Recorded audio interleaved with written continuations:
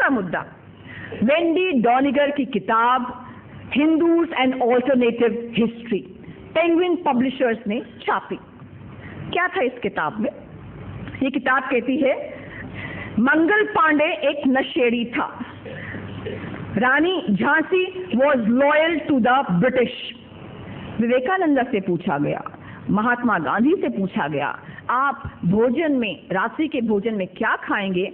उन्होंने कहा गौ मांस परोसा जाए। There were insulting references to Hindu gods and goddesses. Shivalinga के आकार के बारे में ऐसी भद्दी टिप्पणी थी कि मैं यहाँ से बोल भी नहीं सकती। और ये किस किताब में था? ये वेंडी डॉनिगर यूनिवर्सिटी ऑफ शिकागो की प्रोफेसर है, उसने एक ऐसी किताब बनाई जो हिंदुइज्म के ऊपर पूरी दुनिया में कहीं भी रिसर्च कर रहे हैं, पढ़ रहे हैं, तो उनके लिए पढ़ना लगभग अनिवार्य था। क्या समझेंगे वो हिंदुइज्म के बारे में? हमने कुछ नहीं किया, हमने केवल कोर्ट में केस फाइल किया। 3-3.5 साल तक रोज हमारे जो पिटिशनर थे दीनानाथ बत्रा जी, 80 साल की उम्र में रोज 10 बजे वो कोर्ट में खड़े होते थे। ना पेंगुइन आते थे, ना वेंडी डॉनिगर आती थी। शिकागो में उसको समन भिजवाया, पेंगुइन पे हमने कॉस्ट लगवाई, पेंगुइन ने आना शुरू किया, और जब क्रॉस एग्जामिनेशन का टाइम आया वेंडी डॉनिगर का, पेंगुइन हमारे ऑफिस में आ गया। पेंगुइन पब्लिशर्स ने कहा वी वांट अ कॉम्प्रोमाइज, हम सेटल करना चाहते हैं, बहुत ही खराब किताब है। हमने कहा अब याद आया है 3 साल के बाद, बहुत खराब किताब है, जब क्रॉस एग्जामिनेशन का टाइम आ गया है आपका। नहीं, हम सेटल करना चाहते हैं। ठीक है, सेटलमेंट की क्या कंडीशंस होंगी?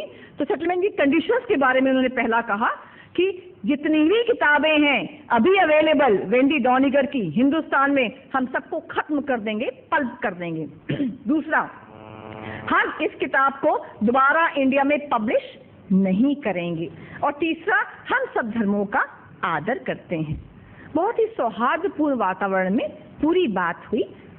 अगले दिन गए और वहां उन्होंने सेटलमेंट डीड कोर्ट में दे दी।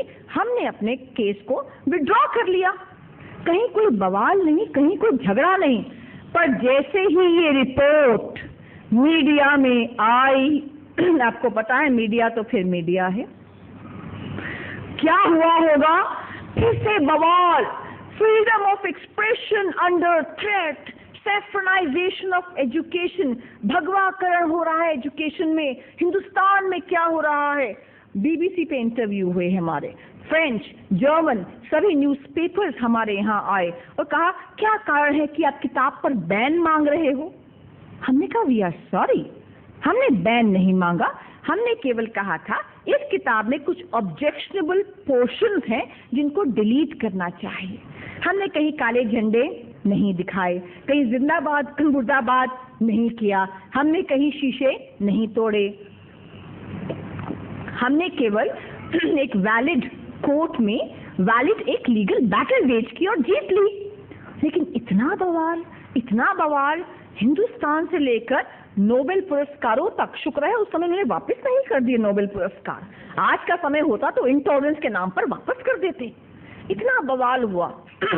ये बवाल यही नहीं थमा, किताब तो बंद हुई, तो उसके बाद हमारी आईसीएसई बोर्ड की किताबों में भगत सिंह, राजगुरु, लोकमान्य तिलक वर मिलिटेंट, एक्सट्रीमिस्ट और टेररिस्ट, ये वर्ड्स थे। हम फिर कोर्ट में गए, वकील है ना और क्या कर सकते हैं, कोर्ट ही जा सकते हैं। हम फिर कोर्ट में गए और कोर्ट जाकर हमने क्या कहा, लॉर्डशिप्स आप अपने पोते को क्या बताएंगे? 2 तरह के टेररिस्ट होते हैं, एक अच्छे टेररिस्ट होते हैं जैसे भगत सिंह, राजगुरु, लोकमान्य तिलक, और एक बुरे टेररिस्ट होते हैं जैसे उसामा बिन लादेन। तो अब टेररिस्ट में डिस्टिंग्विश करेंगे क्या?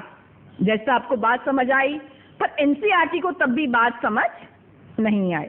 उसका वो टिपिकल रिप्लाई आया, these are conservative traditional people out to take the country back to the bullock cart ages।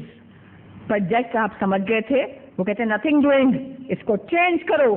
Freedom जो शब्द है टेररिस्ट, एक्सट्रीमिस्ट, मिलिटेंट, इसको हटा के फ्रीडम फाइटर्स करो। और ऐसी 1800 किताबों में फ्रीडम फाइटर्स शब्द हो गया।